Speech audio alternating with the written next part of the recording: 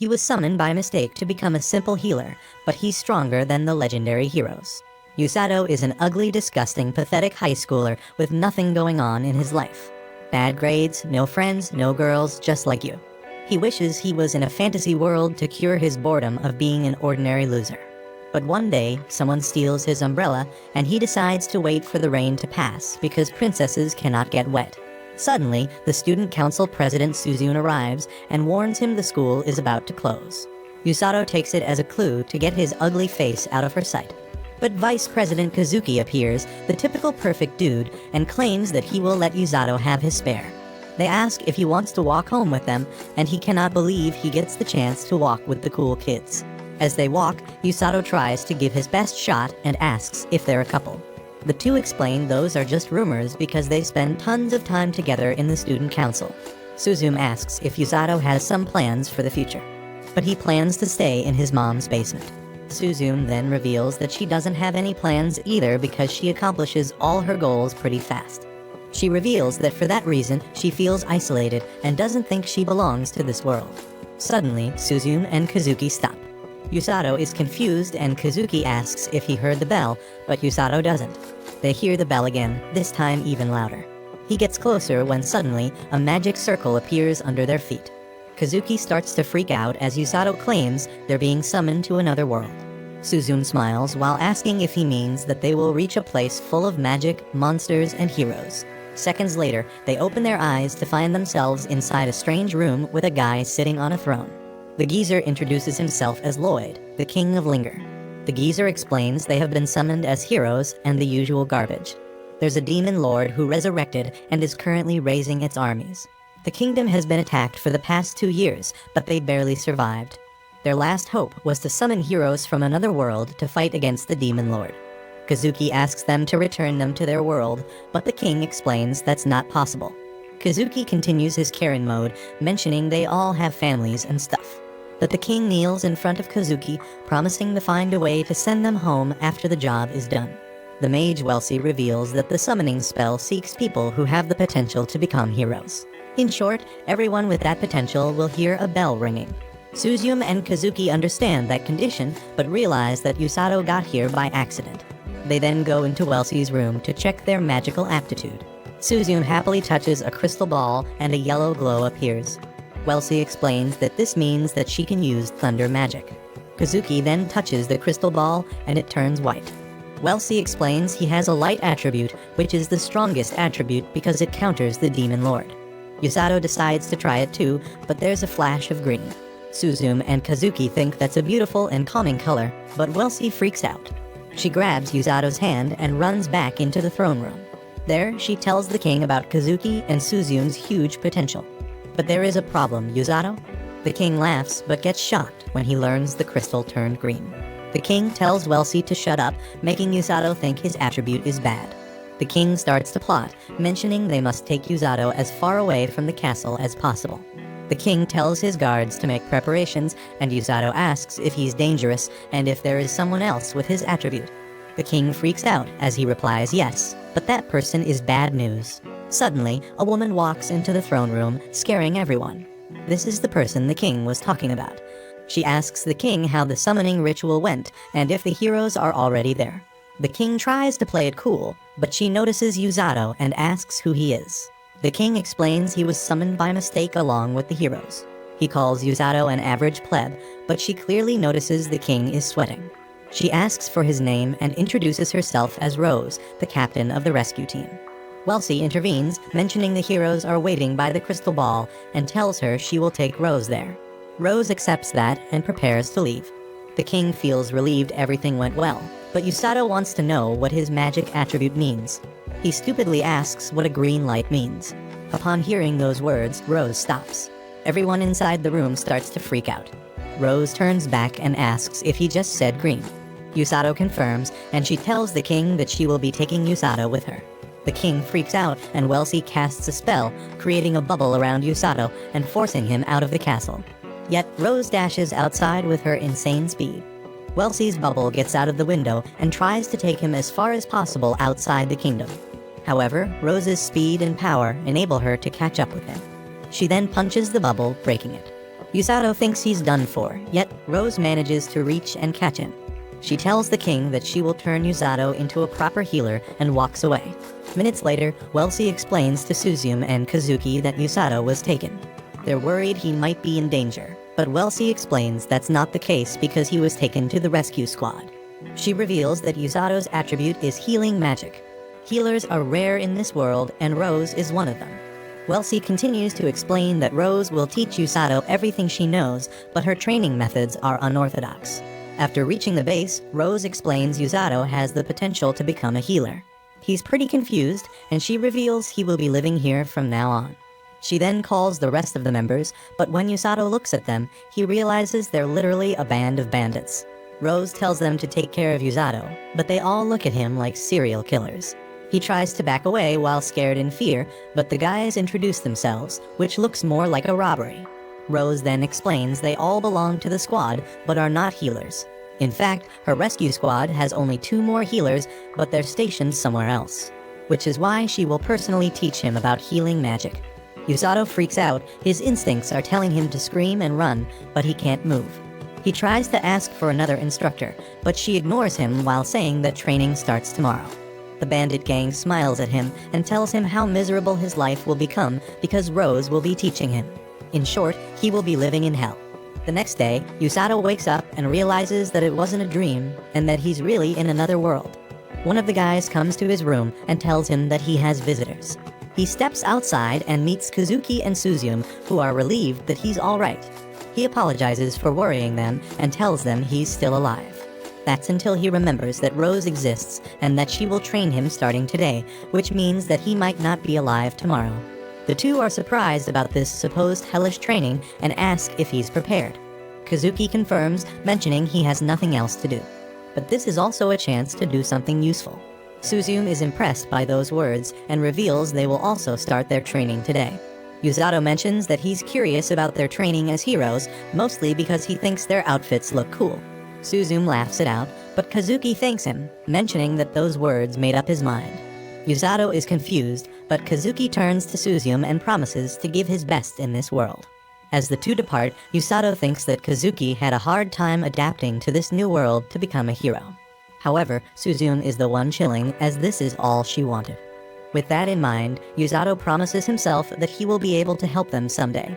Rose suddenly steps outside and asks if the heroes are gone. Yusato gets scared to return to reality and doesn't reply. She asks if they had a nice long chat, and Yusato turns robot slave mode, thanking her for her concern. Rose then explains he's not in prison and he can meet his friends when he wants as long as he isn't training. Yusato thanks her and she gives him a diary. She explains that he should write down his training program, experiences, or whatever he wants. With that, she warns they will be starting after breakfast. His first day of training was the opposite of hell. In short, his first task was to concentrate and relax. He feels something on his chest, and Rose explains that's magic, and she will teach him how to project it out of his body. Yusato is confused, but she simply tells him to focus on feeling magic first. After finishing that training, Rose orders him to read a book. Yusato is confused because he cannot read the language in this world. But upon opening it, he realizes that he can read and understand. Rose explains that upon being summoned by the hero ritual, everyone has a translation spell cast on them. Using the images, Rose explains their current location and where the demons live. Yusato realizes they're close to each other, and she replies that Linger is the demon's first target. She tells him to read the book as he will learn about the world nations, races, and demons. Yusato starts reading it, thinking this training is easy. However, the second day was different as Rose forced him to run, which had nothing to do with magic. On the third day, he was forced to run until his body couldn't handle it anymore. As a result, his body gave up and he fell, but Rose got mad and asked him why was he resting. Yusato explained that his legs gave up, but Rose slapped them with healing magic. He rolled around complaining about the pain until his dumb face realized that he didn't feel any pain at all. Rose calls him trash while explaining that she healed all his muscle soreness with magic, therefore he should start running once again. Yusato gets up and runs for his life, but she tells him that even if he dies, she will heal him back to life just to make him run. Yusato thinks she's out of her mind, but he has a way to vent his frustration, writing in his diary. On the fourth day, Yusato started to train with the other squad members. However, the bandits were insulting him as they overlapped him. Rose also joined them because military training doesn't exist without insults. This only makes Yusato plan his revenge by venting on his diary. He continued to run during the 5th and 6th days, but Rose still thought he was slow and insulted him. He ends up hugging the floor and again decides to vent on his diary. However, while trying to get up, he notices that his hand is glowing. He's confused that it looks like healing magic, but doesn't understand why it's activating. The 7th day is a bit different. He runs until exhaustion and then becomes Rose's kicking bag. Rose then approaches him and tells him the more he hates her, the harsher she will become. Yusato was shocked as he realized that she read his diary. She looks like a psycho, but there's no way she knows how to read Japanese. She then picks him up and throws him into the air, ordering him to start running. Yusato tears down mid-air and promises that from now on, he will call her the muscle-headed demon gorilla in his diary. Days 8 and 9 were pretty much the same: run into exhaustion, get kicked, and repeat it for the whole day. However, without noticing, Yusato was healing himself every time he got injured. He later realizes that he's using healing magic as second nature as he doesn't feel pain or injuries. He then realizes that he doesn't want to use healing magic because he needs to use it. Without being ordered, Yusato starts running again. Things started to change on the 10th day. Since he now knows how to use magic, he can now run without getting tired. However, deep down he still had doubts if he could help Kazuki or Suzume as he can only run. Still, he doesn't question Rose about it because he knows she will kick him again. Yet, at that moment, she orders him to run 30 more laps and pick up the pace. Despite being mad about it, Yusato promises that he will finish this training and show her who's the boss. That didn't last long, as the next day, Rose added 1,000 push-ups to his training program. Yusato knows he cannot do it by himself. That's why he continues to use healing magic to make sure his body can handle it. Rose then asks if he knows why she's forcing him to train his body. Yusato almost stops to answer, but she explains it's because he needs to run from the enemy on the battlefield. Yusato is confused, but she also reveals that he needs to save his fallen comrades. Therefore, the faster he runs, the faster he will be able to save them. Yusato is surprised by those words, but she orders him to continue doing push-ups.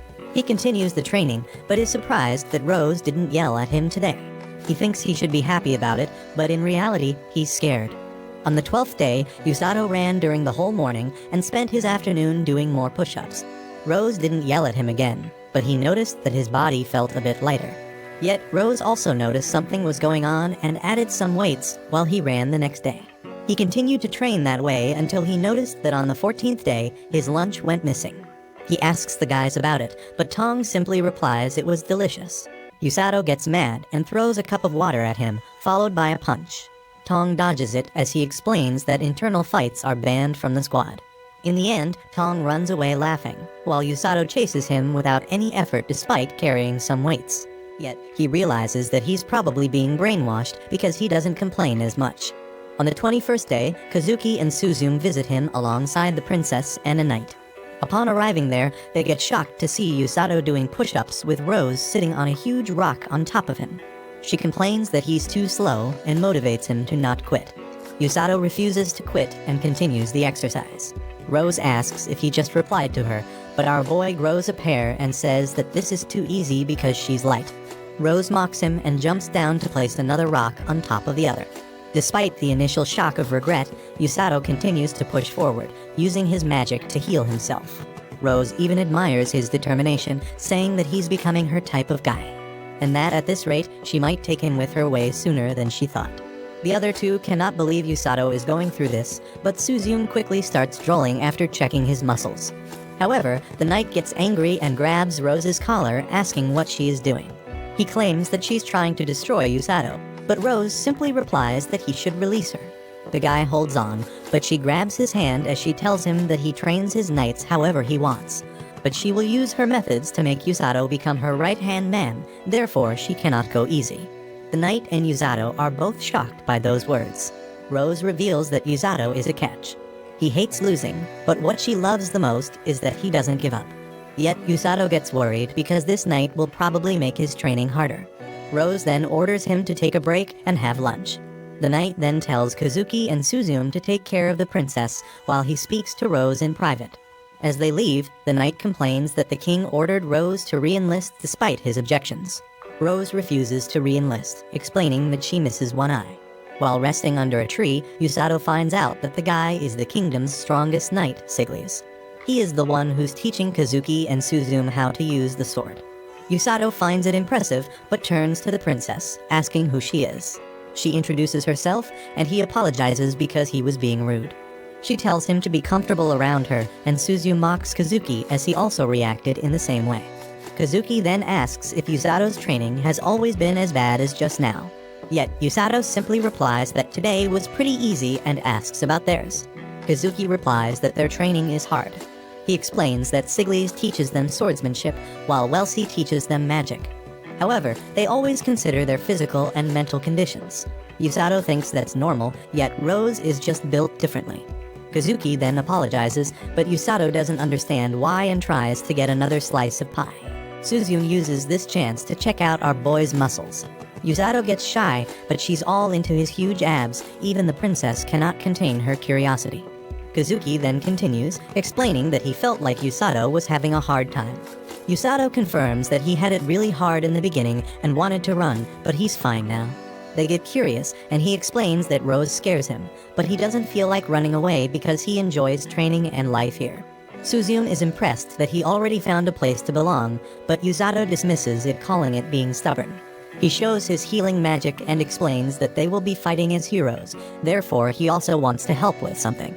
Suzume uses this chance to flirt, telling him to save her when she needs it. Yet, Usato simply tells her it's too late to act like a normal girl. She gets mad, but even the princess agrees with him. Suddenly, Tong appears and mentions that he has Usato's lunch. Usato gets all annoyed and pulls his mafia face, questioning his attitude and smiling despite what he did. Tong also uses his mafia face, telling Usato to forget about the past. Usato gets up, refusing to forget about his missing lunch, and charges forward. Tong also pulls out his fist, and they end up punching each other. The two start brawling in front of everyone, making the princess scared. However, Kazuki tells her it's fine as it seems like this is just a normal day. Suzume confirms, mentioning that it seems like he's fitting in this world way faster than them. Yet, this motivates Kazuki to return to the castle and continue his training. In the end, there's no clear winner as Usato and Tong get bruised faces.